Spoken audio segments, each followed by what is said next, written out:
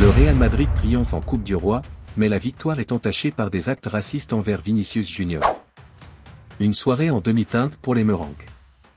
Le Real Madrid s'est imposé face à la Real Sociedad, 1-0, en demi-finale de la Coupe du Roi, grâce à son « petit canon » Endrick, surnommé ainsi par Marca. Le jeune Brésilien, véritable atout offensif, a été salué pour ses qualités de finisseur. Carlo Ancelotti a tenu à rassurer sur l'état d'esprit du joueur, affirmant qu'il n'y avait aucun malaise et qu'Endrick était promis à un brillant avenir.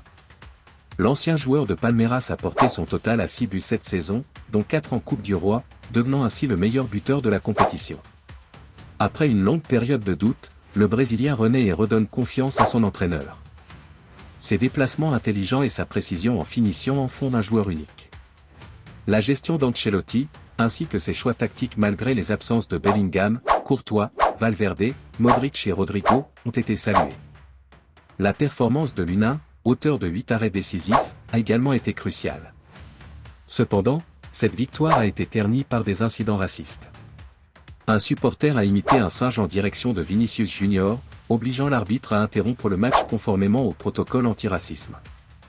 Malgré cela, les supporters basques ont continué leur provocation, visant cette fois Raúl Asensio avec des chants haineux.